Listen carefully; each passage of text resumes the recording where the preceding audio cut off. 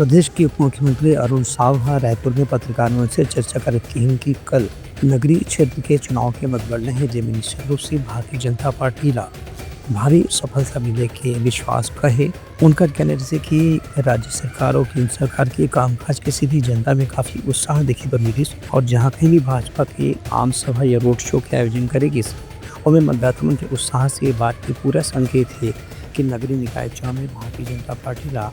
भारी सफलता मिलना निश्चित है। नगरीय निकाय चुनाव के कल मतगणना होगी और परिणाम आएंगे और भारतीय जनता पार्टी ने जिस प्रकार से इस चुनाव को गंभीरता से लिया, अटल विश्वास पत्र शहर की जनता के समक्ष प्रस्तुत किया और कंप्लीट रोड में प्रदेश के नगरीय निकायों के लिए प्रस्तुत किया और 13 महीने में नगरीय निकायों के लिए पूरी प्रतिबद्धता से जो हमने काम किया, तो हम उम्मीद करते हैं कि भारतीय जनता पार्टी अधिकांश नगरीय निकाय की सीटों पर जीतेगी। और मैं प्रदेश के अनेक नगरीय निकायों में गया हूं, चाहे नामांकन रैली के लिए, कार्यकर्ता सम्मेलन के लिए और बाद में रोड शो और सभा में, तो जो उत्साह जनता के बीच दिखा, कार्यकर्ताओं में दिखा, इससे पूरी तरह से स्पष्ट है कि ये नगरीय निकाय चुनाव के परिणाम भारतीय जनता पार्टी के पक्ष में होंगे। दूसरे को थी कांग्रेस की आलोचना करत अरुण साव की कांग्रेस पहले से ही वोटिंग मशीन के ऊपर अपन हार के ठीक फोड़े के बहाना बना चुके हैं। कल परिणाम आए के बाद कांग्रेस डहार ने